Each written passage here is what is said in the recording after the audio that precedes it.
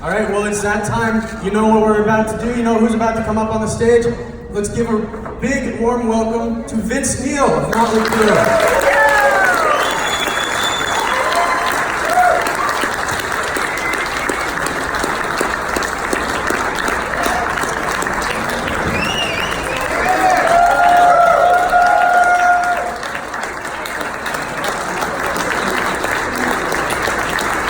Thank you so much.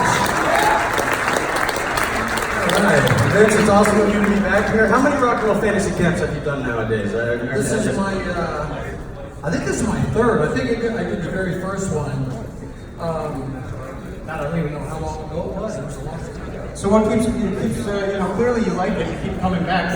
What is it about it? Well, it's really the fans and people learning the music and appreciating music that is not even, of a different time and age, really.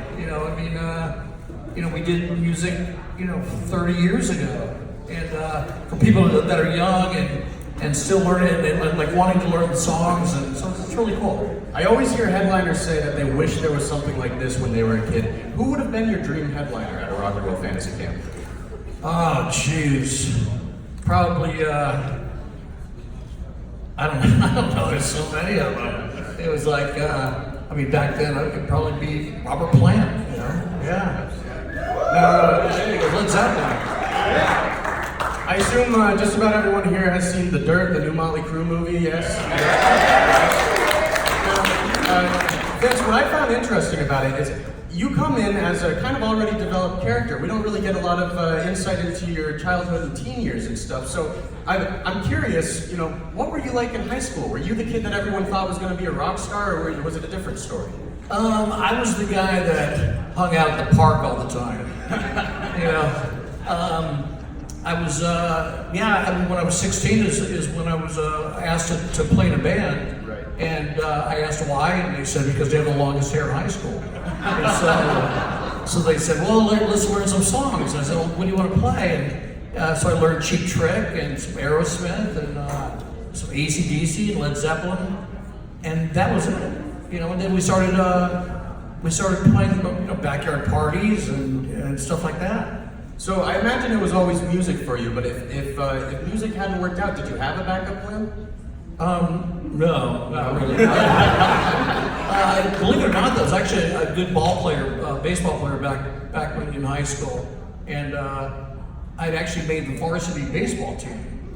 But this is one of those moments in time where you the one choice. They said you could be on the team and play ball. Or, but you'd have to cut your hair. That's a big no. And I chose not to cut my hair, so I got into rock and roll. And those life-changing moments. So once Motley Crue did work out and you find success in music, I imagine you got to go back to your hometown at some point, and people probably act a little different towards you, right? Now that you're a star. Well, no, because we started in LA, right? And even the beginning of Motley Crue. I was still living at Tommy's house, right. At the time, and living in his van and things like that. And I was an electrician back then, so I still had a day job. And Tommy, I think he used to paint houses, so we still didn't really have any money until later on. But we still until we signed with a manager who gave us $20 a week. And we thought that was a lot of money. Yeah, we also signed a 20-year contract with the manager because he gave us a $100 bill each. Sure. But each $100 bill. That's a lot even to me. For 20 years, that was a great deal. But I imagine, once you guys find this super fame, kind of what I meant by that is people got to treat you different once you go back and see people you grew up with, right? No, it was funny because when me and Tommy and Nikki got that apartment, the infamous apartment by the Whiskey Go-Go, really didn't see any of my old friends anymore. It was mainly just the four of us all the time. Sure.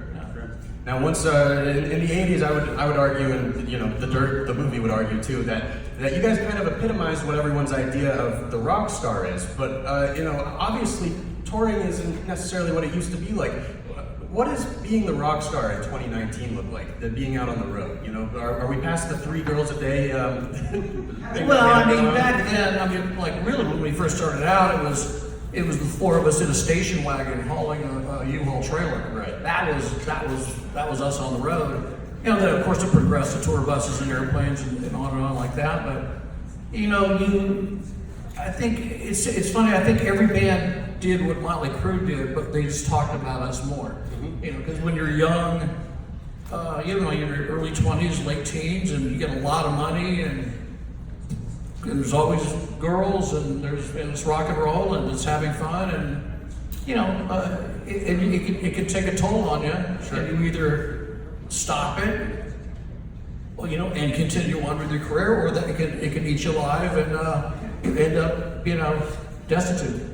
I think everyone here will always agree that Motley Crue is the 4 of you guys, no matter what lineup changes occurred. But I'm curious, did you ever sit down and really listen to the music that they made with Karabi without you?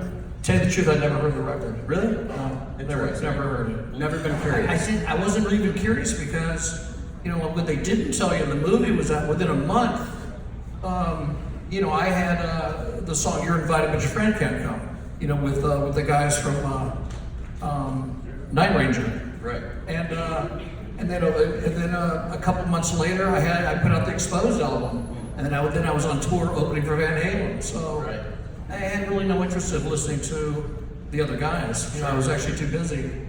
Right. And they fired me because they said I was a race car driver. I loved racing, but that wasn't my job. Right. I mean, the Dirt.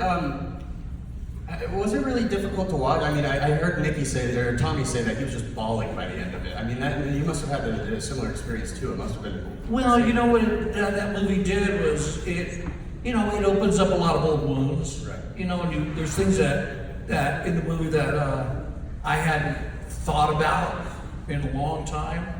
You get emotional. Are you happy with the way it turned out overall, though? I thought it turned out pretty good.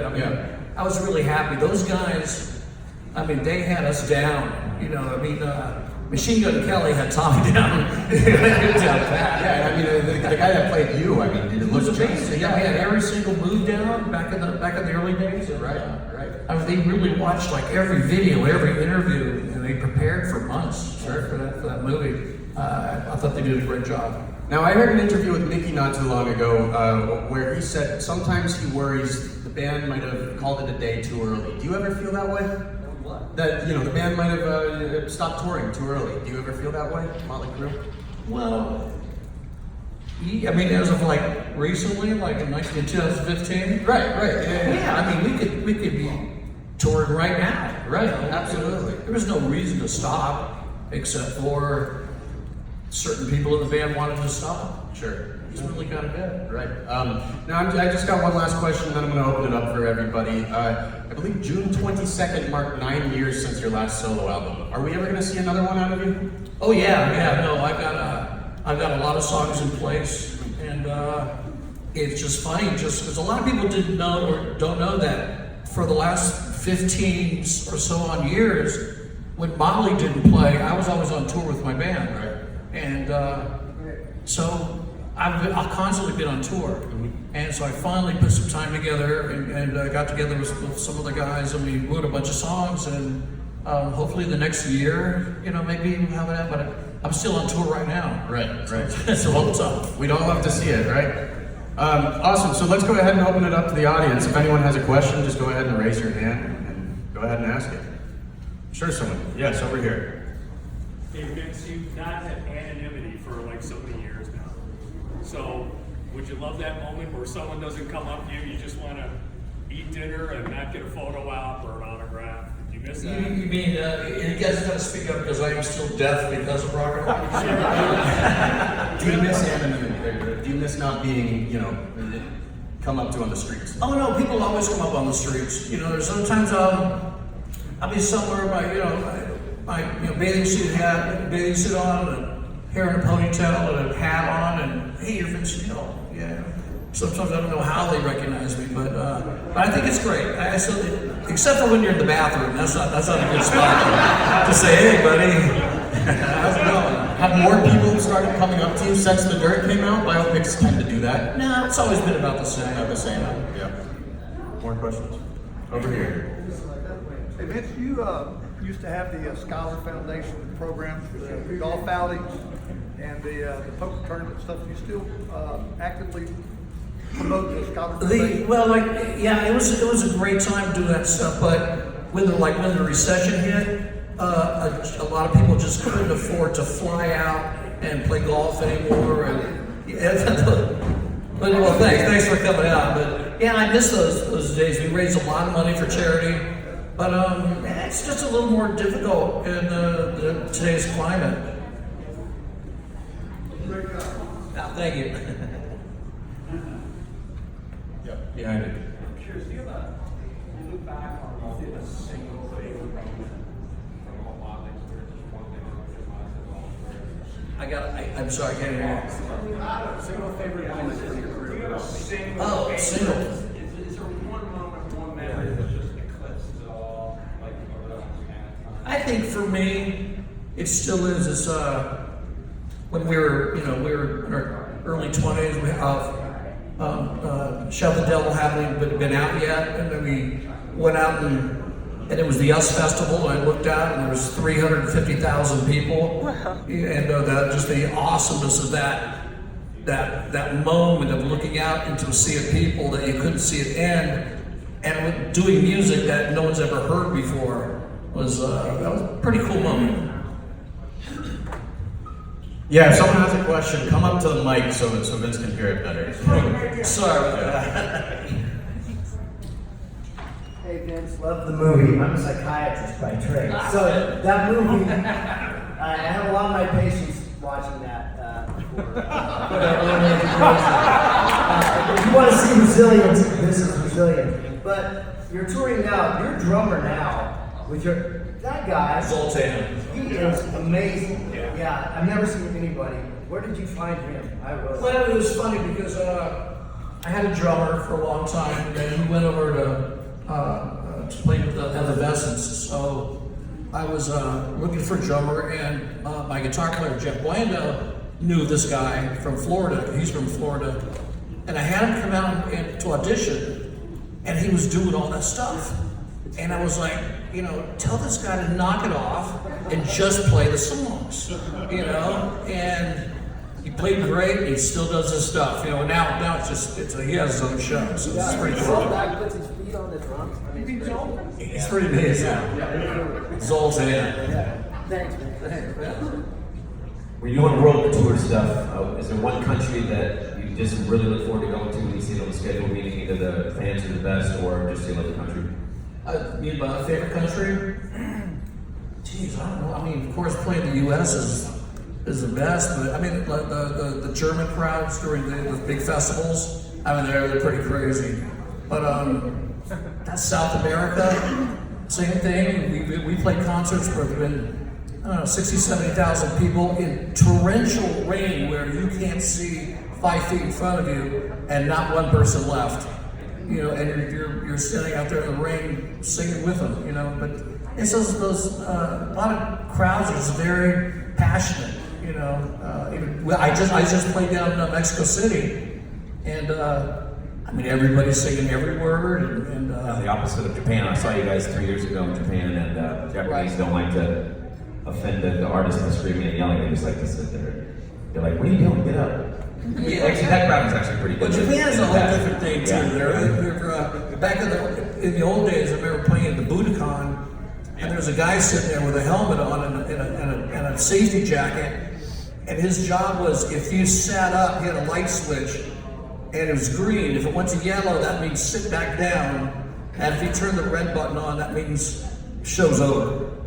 So it was a little crazy back then. Wow. Actually, not crazy. That was a problem. Hi Vince, how you doing? All right. All right. Just curious how you guys came up with your look, the makeup, the clothes, like what image came to you to promote the band? Like this, that, or image to make it. how do we come up with the ideas? Yeah, the ideas, the image, the clothes, whose ideas, you know. I mean, every tour was different. You know, I mean, if you know, every tour we had a different look. You know, we went, you know, like I say, from Shout the Devil to Theater of Pain. You know, it was Shout the Devil with leather, you know, heathens, and then all of a sudden we're these glam guys, and then the next record were bikers, girls was girls. You know, we just wanted to. We never stuck to a formula, really. You know, it was more like kind of like, which Beatles did you like? Did you like the '60s, the '70s?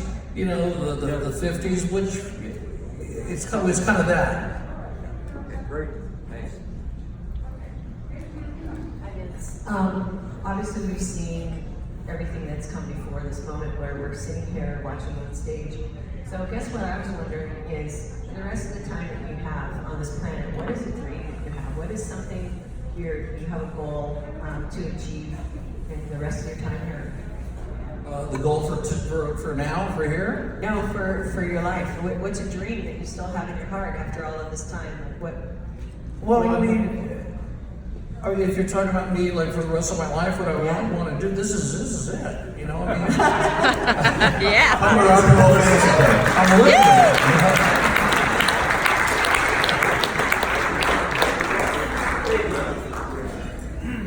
You got more questions for Vince? There's got to be more questions for Vince. Just come on and line up. But you know, I've always got a million questions for you. You know, just going off of when we were talking about when you were out of the band and doing your solo stuff, did you think that you were going to be out of the band forever? Did you, you know, were you kind of accepting, I'm going to be a solo artist from now on? Yeah, I mean, it was. I had a great time being a solo artist. You know, at that brief time when Motley Crue would split up. Right. You know, I had a great time, and I'm still having a great time. Sure. You know, and we would play everything from, you know, smaller, like, you know, 1,500, 2,000 seaters to, you know, 80, 90,000 festivals. Right. So, still doing the same thing, just different guys, and just kind of let the music do the talking on this stuff. Sure. Except for Zoltan. That was mine. What's your relationship with the other guys now, post Motley Crue? Do you still talk to them often or no? We don't really talk. We text a lot. You know, me and Mickey go back and forth. You know, and Tommy's. What do members of Motley Crue text about?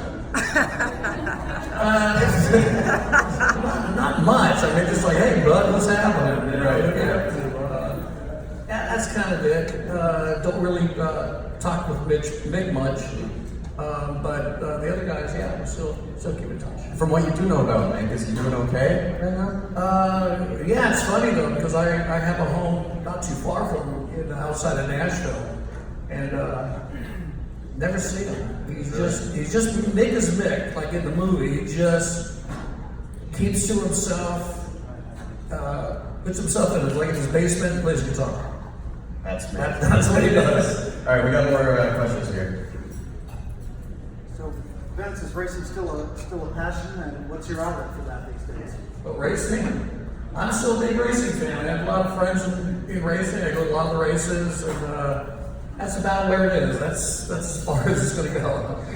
I'm a little too old to get behind the wheel now. Go-kart. Anybody who's been on tour knows that there's one song that they go, oh God, I hate this song. Which one is that for you? That they hate that song? They hate saying it's like not this song again. Could be any of them. Because Now that we've learned some of your songs, we want to know which one it is. You mean when somebody else plays the song? No, when you have to sing it. No, when you know, look, how many times can you sing Home Sweet Home? There you go.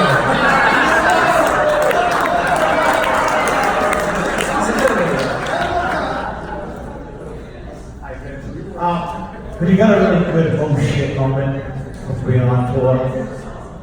Like an oh shit moment, you know, this is what happened. There's always those oh shit moments. I mean, there's if somebody tells you there isn't, they're lying to you. I mean, we've been on stage and everybody makes mistakes. You know, I've been on stage where Mick's playing the wrong song, and I'm wondering why it isn't. You know, my voice isn't working.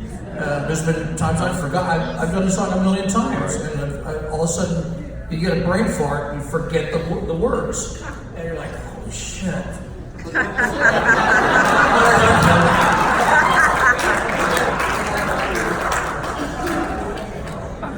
Everyone just feel free to line up when you have a question.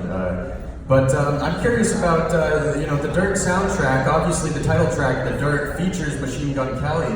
How did that come to happen? Getting a rapper on a Motley Crue song? I don't know, because I had nothing to do with the writing of that song. Okay. I know that Tommy and him were friends. Right, yeah. And so I think that's probably where it kind of came from. I think because the movie was first before the soundtrack, obviously. So with him being who he is, I think Tommy probably said, "Hey man, do something on the record." You know? Right. Now, do you ever get, do you think you'll call it quits at all in the next couple of years, or do you think you're going to be doing this for life, touring? Well, I mean, I love being on tour. You know, until people stop asking me to come play, I'll still be out there. Sure. You know, it's like this year we're doing 120 something shows. You know, which is a lot of shows. And I imagine next year will probably be the same. Sure. You got more questions here? I'm just wondering about the fourth Frontman movie. How did you end up in that movie? And did you ever have the aspiration beyond music just to be in film that movie as well? I mean, I think we all, like back in the early days of Motley, you know, remember the movie The Lost Boys? They were going to put Motley Crue as those guys, the vampire guys. And thank God they didn't do it. But I've done a couple, like a tiny bit of film work, and those guys work too hard. You know, I'd rather just be on stage and sing than what those guys go through. Just curious, as I saw Kiss recently, 2000. To what degree, did they influence your, I guess, Motley's style? Because it looks like parts of it was something you took from the dynamics of cool stuff. Sometimes I look at it level. I was just curious if that's anything there. So, I'm not sure what you're really asking. To what degree performance style was Kiss any kind of influence on you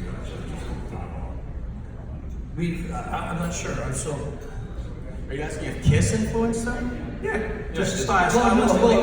Kiss, how they did their shows. Well, I mean, Kiss has influenced, you know, almost everybody. You know, Kiss has been around, you know, since the early 70s. I mean, I was in high school cranking Kiss, you know, but with Motley, we had a lot of influences. You know, one was, of course, Kiss with the theatrics. One was also the New York Dolls. It was also the Sex Pistols. And it kind of goes on from there, but well, yeah, I think it was but Kiss's stage theatrics, absolutely, you know. But when we played with them, they even had to up the game. That's how I should phrase it. Yeah. It's just one of the stage versions. Yeah. All right, well, I think that I just got the cue that we are good to go. We got to get everybody jamming with Vince soon. So let's give another round of applause for Vince. Thank you so much.